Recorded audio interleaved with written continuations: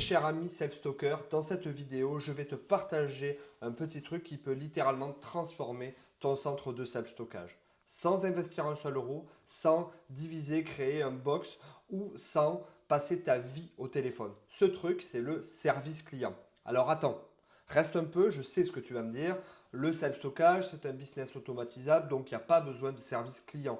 Et bien là, tu te trompes, car selon moi, c'est la raison fondamentale qui va faire la différence entre un bon centre de self-stockage et un centre de self-stockage qui végète. Il y a quelques semaines, j'ai lu ce livre, L'obsession du service client, écrit par Jonathan Lefebvre, qui est en charge du support de la société Capitaine Train. Si tu as déjà voyagé en train, il est peut-être probable que tu aies eu à acheter des billets sur le site de Capitaine Train ou sur le mastodonte SNCF. Capitaine Train, pour te donner un ordre d'idée, c'est la société qui a mis une claque littéralement à la SNCF sans dépenser un euro en publicité, juste à la force du service client. En lisant ce livre, j'ai pris une véritable claque parce que je me suis dit c'est complètement des idées, des principes qu'on peut appliquer à nous, centre de self-stockage. À travers cette vidéo, je vais donc te partager des idées concrètes, des principes véritables que tu peux tout simplement appliquer à ton centre pour créer un service client si ce n'est pas déjà le cas ou améliorer, booster ton service client. Je te donne tout simplement un exemple concret. Dans mes centres, ce qui fait la différence, ce n'est pas la taille de mes box, ce n'est pas la couleur, ce n'est pas la qualité de la sécurité des caméras de vidéosurveillance. Non, c'est le contact humain que je crée avec mes clients. C'est ma qualité à répondre aux problématiques que mes clients apportent quand ils me contactent. Ce qui fait la différence, c'est ma réactivité. C'est ma capacité à rassurer un client stressé. C'est tout simplement à créer un petit moment humain avec mon client qui rend son expérience mémorable. Et tu sais quoi, ça tombe bien, tu n'as pas besoin d'être gentil, tu n'as pas besoin de passer ta vie au téléphone et tu n'as pas besoin d'une équipe de 100 personnes. Bien au contraire, tu as juste besoin d'une méthode. Et c'est exactement ce que je vais te livrer à travers cette vidéo. Je vais te partager les erreurs que font les centres de self-stockage et comment éviter justement de les réaliser. Je vais te montrer comment répondre vite et bien, comment transformer la galère de ton client en un moment de confiance qui sera bénéfique pour ta société et surtout comment faire en sorte que tes clients soient finalement ta meilleure publicité et en plus 100% gratuite.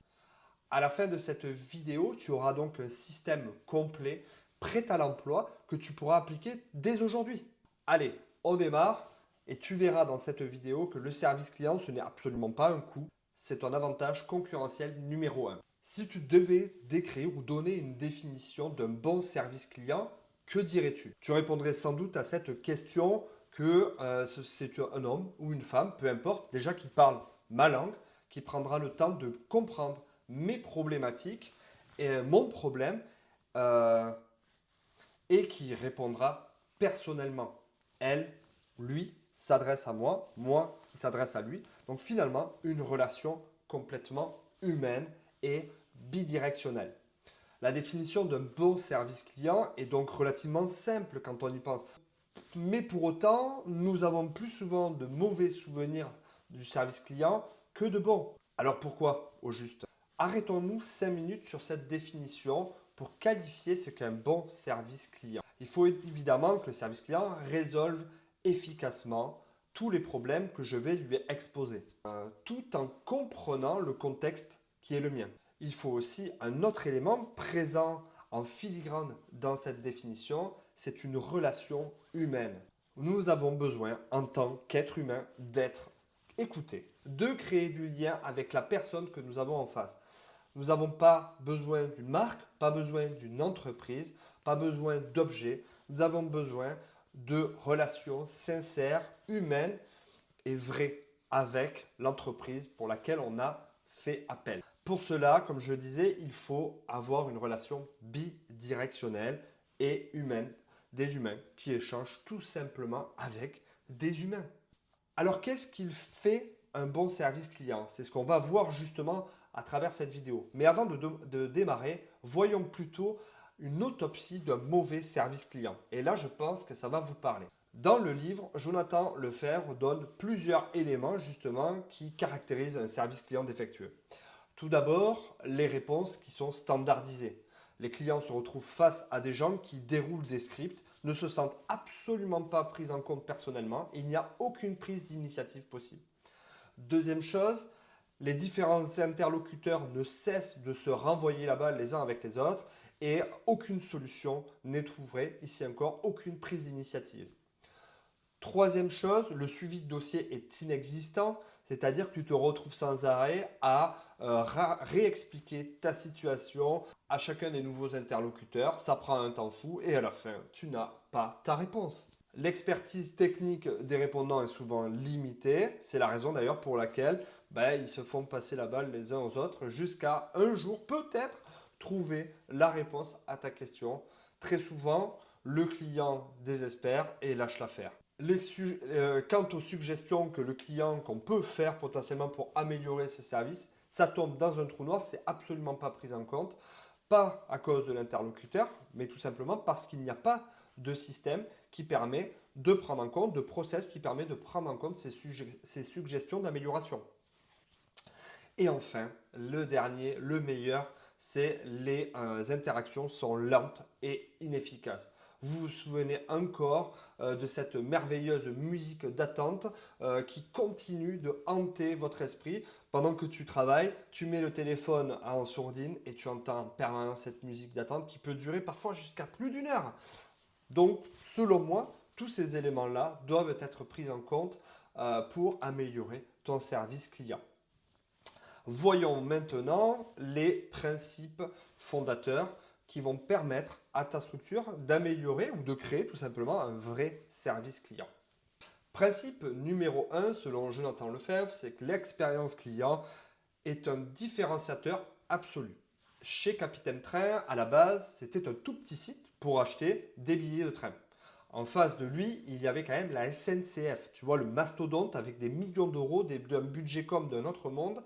Et pourtant, les gens préféraient acheter sur Capitaine Train. Pourquoi?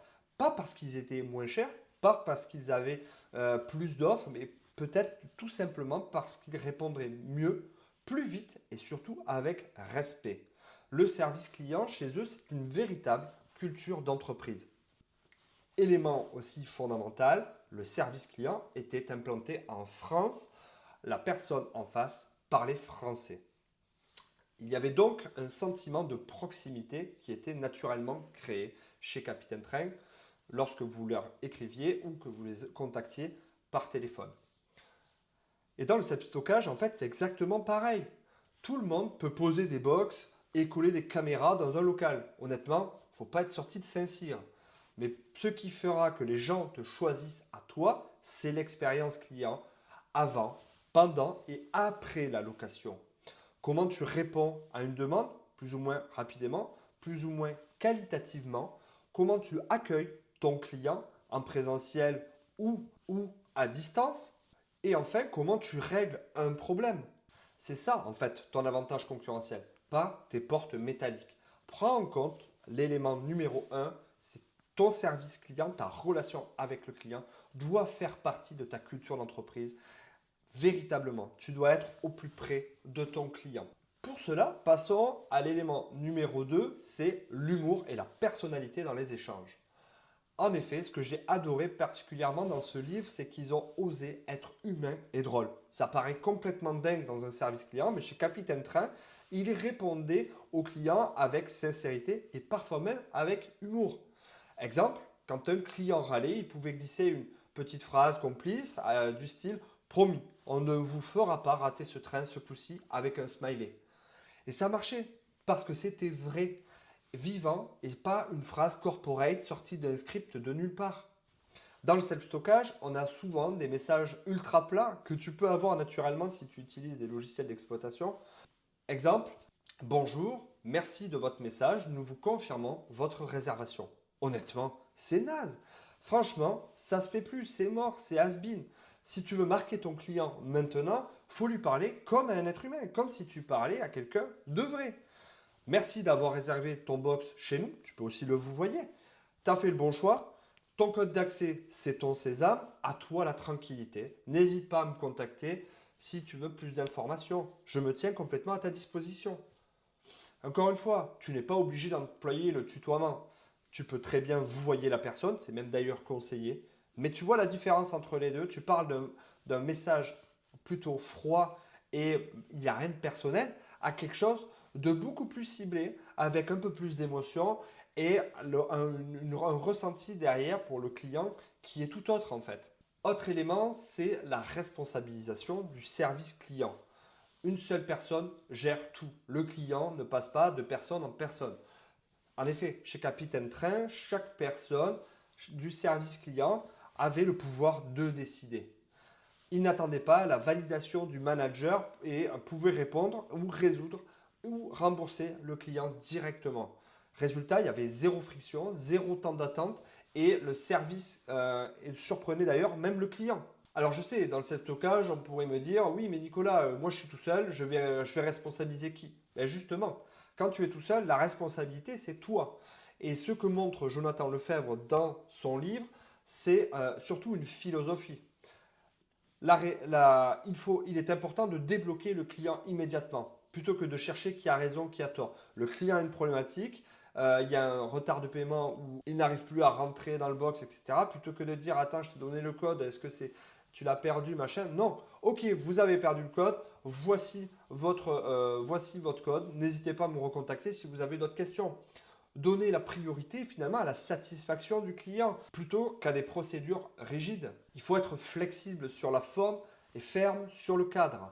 Concrètement, quand tu gères un centre tout seul, si un client te dit qu'il s'est trompé dans la taille du box, pas grave, change-le immédiatement et ne le fais pas galérer. Si son digicode ne marche pas, tu prends 20 secondes, tu le réactives, tu l'appelles et tu le rassures. Si un paiement n'est pas passé, tu expliques, tu proposes, tu débloques au lieu d'envoyer 3 mails automatiques et froids. Si un client est stressé lors d'un déménagement, tu deviens humain avant de devenir un gestionnaire de centre de self-stockage. En réalité, ce que Capitaine Train nous enseigne, c'est ça. Quand tu donnes plus de pouvoir à la personne qui répond, tu transformes un problème en un véritable moment de confiance. Et dans un business qui devient de plus en plus automatisé, c'est vrai que le self-stockage, cette touche humaine, elle deviendra essentielle. Même si elle ne représente qu'1% de ton temps, c'est ce qui fait la différence pour un client qui reste et un client qui part. Quatrième principe, c'est la rapidité et la transparence. Alors ça, c'est très important. Il y avait un principe simple. Réponds vite, même si tu n'as pas encore la réponse. Parce que dans la tête du client, pas de réponse égale on s'en fout de moi. Dans le self-stockage, c'est crucial. Quand on t'envoie un message, je cherche un box, si tu réponds 2 jours plus tard, ben, le client est parti. Un conseil, si tu peux, réponds tout de suite. Salut, j'ai bien reçu ton message, je te prépare une réponse complète. Quand est-ce que je peux te rappeler? Ça crée justement une première relation avec le client. Cette transparence, ça crée de la confiance immédiatement. Et la transparence, c'est aussi dans les problèmes. Si un digicode bug, dis-le. Si une alarme s'est déclenchée, explique pourquoi. Ne laisse pas le client qui était présent sur le terrain dans le flou en fait. Le client ne veut pas la perfection, il veut qu'on le tienne au courant. Il ne veut pas être perçu comme un chiffre, comme un numéro de passage. Alors oui, l'essentiel, c'est la vitesse. Mais la vitesse sans la qualité, ça n'a aucun sens. Votre capacité à résoudre du coup les problèmes des clients aura plus d'importance que la vitesse avec laquelle vous voulez résoudre leurs problèmes. Il faut être rapide, oui, mais ne pas être aveuglé par les temps de réponse. La qualité de la réponse sera toujours prioritaire. Le client veut que vous gériez son problème de A à Z. Cette expérience doit être agréable et pas seulement rapide. Cinquième élément, recruter et former des gens qui aiment aider. Je sais, dans le self-stockage, c'est compliqué de trouver des personnes qui restent et des personnes qui sont motivées pour travailler dans un centre. Pourtant, Jonathan le répète dans son livre, il ne cherchait pas des CV parfaits, il cherchait des gens qui aiment aider. Et la subtilité est là. Dans le self-stockage, on fait souvent l'inverse d'ailleurs. On recrute des personnes qui connaissent le domaine du self-stockage et qui pourra justement être actif très rapidement. Et pour moi, ce n'est pas forcément la meilleure approche. Ce n'est pas une mauvaise approche, mais ce n'est pas la meilleure. Chercher quelqu'un qui aime rendre service est beaucoup plus importante car elle te positionne dans la peau du client. Le client aura besoin d'un service client et ton salarié sera à l'image de ton centre. Si ton salarié prend du temps, est humain et répond intelligemment avec tact et réactivité, bien entendu, à ton client, ça aura beaucoup plus de sens que de le positionner comme un technicien qui va essayer de louer plus de box ou plus de mètres carrés. Pour moi, la qualité à long terme est expliquée, entre autres, par le service client. Principe numéro 6, c'est transformer les erreurs en opportunités. Capitaine Train révèle une règle en or, une erreur bien gérée vaut mieux qu'une expérience parfaite. Quand il faisait une bourde, comme on fait tous, il disait tout simplement la vérité, s'excusait et proposait une solution immédiate. Résultat, le client devenait encore plus fidèle. Et dans le self-stockage, c'est pareil. Si un badge ne marche pas, si une porte est bloquée, cassée, si une facture est fausse ou mal envoyée, appelle le client avant qu'il t'appelle. Si tu ne sais pas déjà le cas, sois proactif. En fait, explique, compense si besoin et ça renverse la situation. Savoir accepter que tu as commis une erreur, une faute, permet au client de dire « Ok, en fait, ton service était défaillant, mais le fait d'avoir pris en compte ta faute te rend beaucoup plus humain et crée un service client exceptionnel, plus original. C'est tout bête. En fait, tu te différencies tout simplement en sachant rester à ta place. Principe numéro 7, c'est l'expérience client égale le meilleur marketing. On en a parlé un petit peu plus tôt. Il y a un passage dans le livre en fait que je trouve particulièrement brillant. C'est Jonathan raconte en fait qu'il a mis 5 ans avant de faire de la publicité. Ça paraît dingue, non, pour une entreprise de cette taille-là qui essaie de concurrencer le mastodonte de la SNCF. 5 ans à grandir uniquement grâce au bouche à oreille.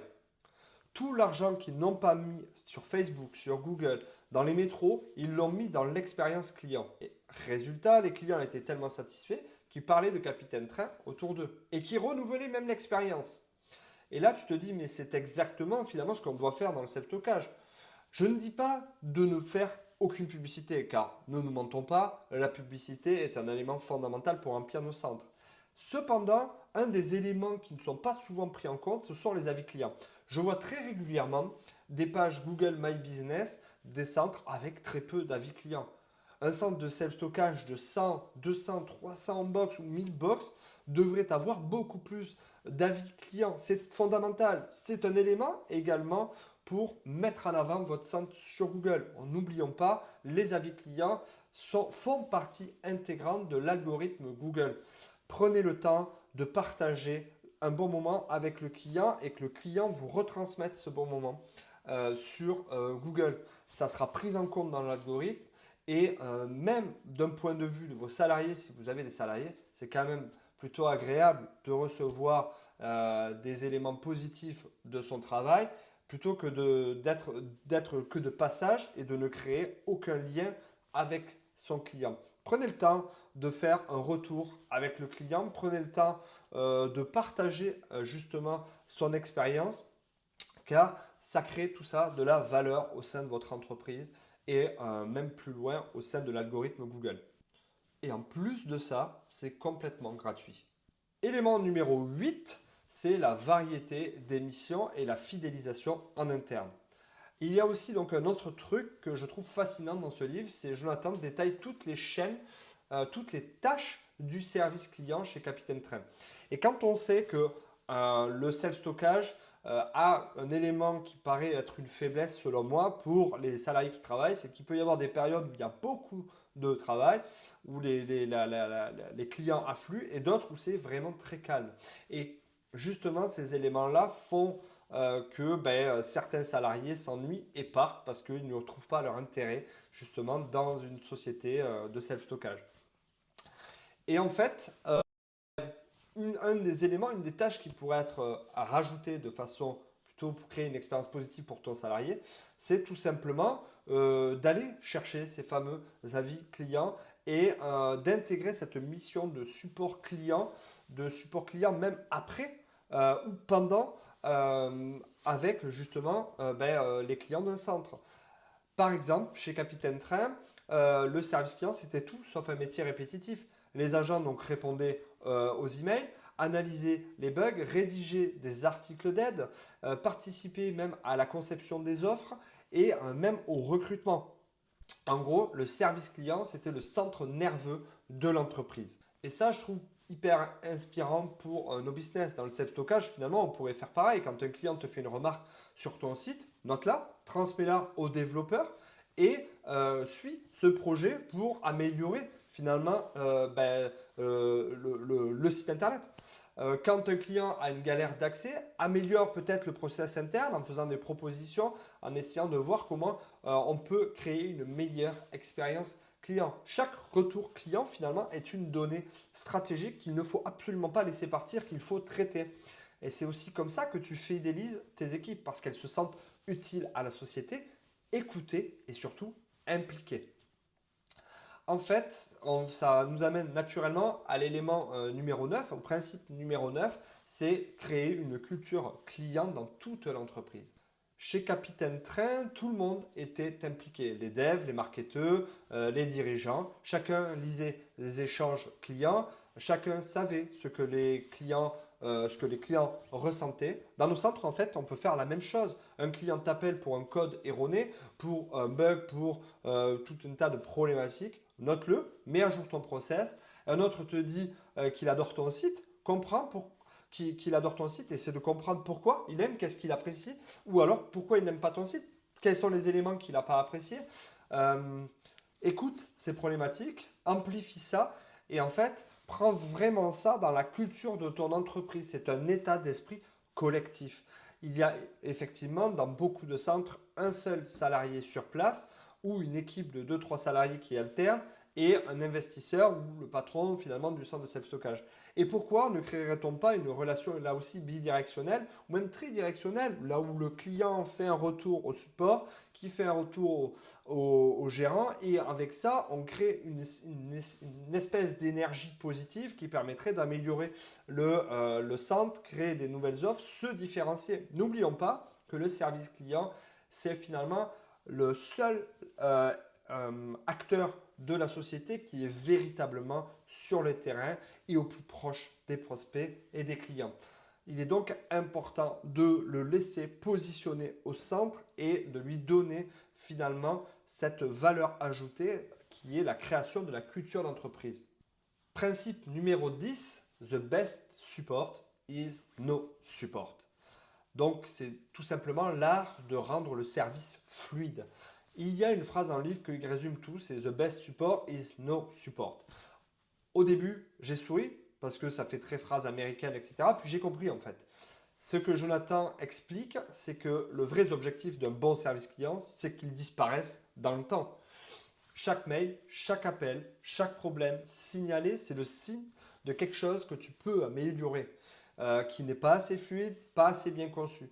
Donc le job du service client, le job de toi, le gérant, c'est d'écouter ce service client, noter et améliorer et de résoudre tout simplement les problèmes à la source. Le problème, ce n'est pas le client, le problème, c'est ton process. Un bug, il faut le corriger. Une question qui revient souvent, il faut modifier quelque chose sur ton site, la fac ou process qui va permettre que cette question disparaisse littéralement. Une incompréhension client, il faut réécrire, réexpliquer naturellement jusqu'à trouver la bonne réponse et que cette question disparaisse. Si dans le self-stockage, c'est exactement pareil. Si 10 clients te demandent comment ouvrir la porte, c'est pas qu'ils sont idiots, c'est que peut-être ton système d'accès n'est pas très intuitif. Si des clients te disent je ne sais pas quelle taille de box ou encore je me suis trompé, c'est peut-être que dans ton process, tu n'as pas su lui expliquer comment et quelle taille allait correspondre véritablement. Tu n'as peut-être pas posé les bonnes questions, tu n'as peut-être pas mis en place les bons outils pour que le client soit plus autonome sur cette question-là. Donc améliore ton outil, améliore ton message, améliore finalement ta communication, parce qu'à la fin, le meilleur service client d'un centre de self-stockage, c'est celui où tu n'as plus besoin qu'on te contacte. Alors, bien entendu, c'est une utopie, mais dans nos centres, ça veut dire tout simplement des mails plus clairs, une signalétique beaucoup plus intuitive, des process beaucoup plus simples et des outils qui marchent toujours et qui marchent et qui répondent véritablement à tous vos clients. L'objectif, ce n'est pas de robotiser la relation, ce n'est pas ce que je suis en train de dire, c'est de libérer petit à petit l'humain pour qu'il intervienne uniquement sur là où il apporte de la valeur ajoutée, c'est-à-dire rassurer, créer une relation de confiance, créer une relation humaine positive et s'intéresser véritablement au client. Pour moi, c'est ça, c'est l'équilibre parfait entre l'automatisation générée par des produits, par un process, par des outils et l'expérience client positive. Autre principe, 11e principe, c'est éliminer les motifs de contact. Ce que j'ai trouvé génial, c'est ce qui explique que le niveau 1 du support n'existait même pas. En fait, tu arrives tout simplement dans une boîte mail et leur mission, c'était de traiter les tickets, mais pas d'empêcher qu'ils existent. Alors, je vais m'expliquer. Si une question revient trop souvent, ils considéraient que c'était un bug produit. Et ça, c'est une vision pour moi ultra moderne du service client. Parce que si ton client te pose 10 fois la même question, comme je le disais tout à l'heure, c'est pas qu'il ne lise pas, c'est que ton système n'est pas intuitif. Combien de fois on a vu un client qui s'énervait, justement, il répète 40 fois les mêmes questions, il renvoie toujours les mêmes mails pour avoir plus de réactivité. Dans le self-stockage, c'est pareil. Si les gens appellent pour savoir comment entrer, ton email de bienvenue n'est pas assez clair. S'ils demandent comment résilier, c'est que ton process manque de transparence. S'ils se trompent de box, c'est que ta signalétique, elle n'est pas claire. Le service client ne devrait pas rattraper ces erreurs-là, ces erreurs système. Il devrait faire disparaître le problème à la racine. Et quand tu penses comme ça, tu passes d'un centre du coup qui gère des problèmes à un centre qui génère plus de problèmes. C'est juste un gain de temps finalement. Et c'est de la satisfaction client à grande échelle. Principe numéro 12, c'est le site d'aide, c'est la base de connaissances. L'autonomie client au service de la satisfaction.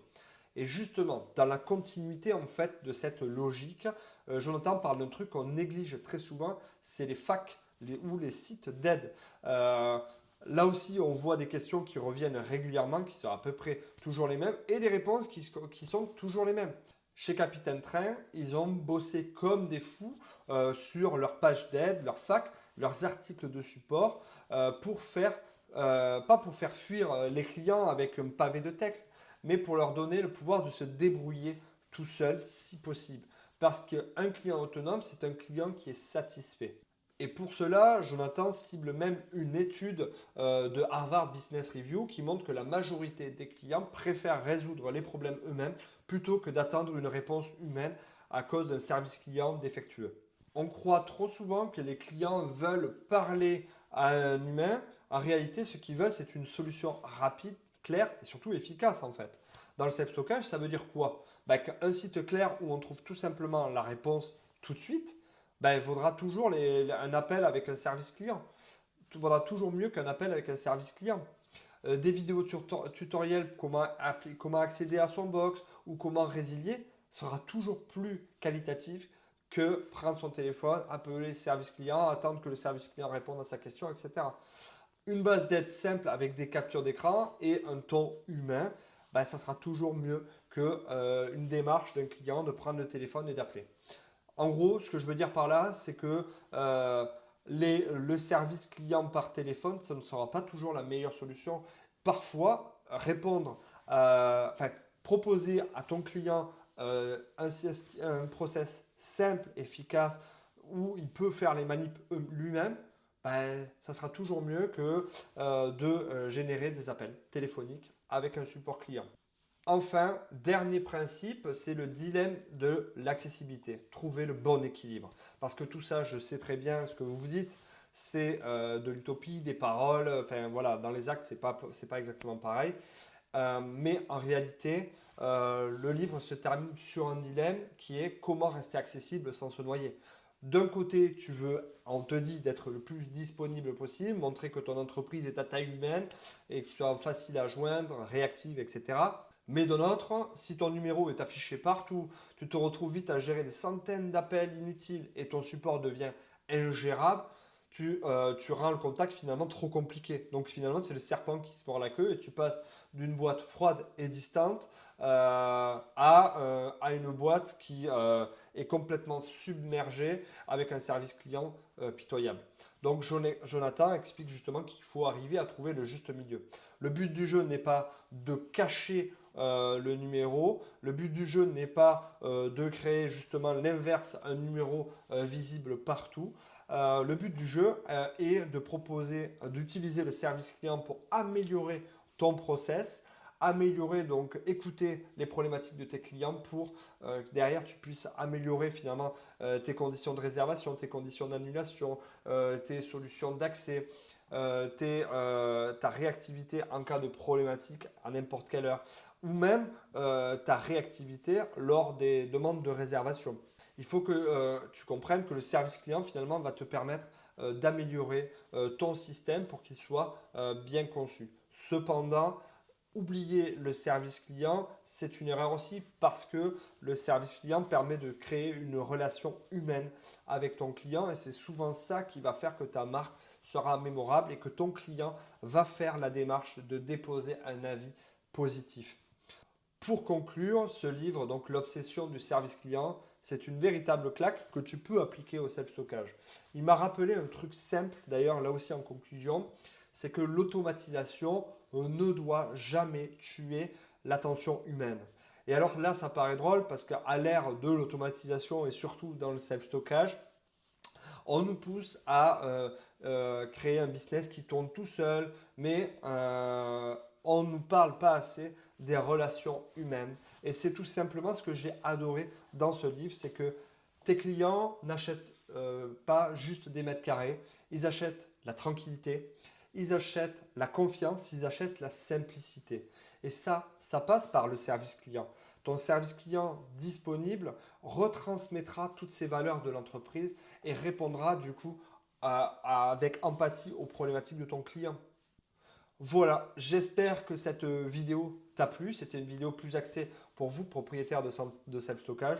N'hésitez pas à me faire des retours, je serai ravi de les écouter, de les entendre, de les lire plutôt. Et je te retrouve la semaine prochaine pour une nouvelle vidéo.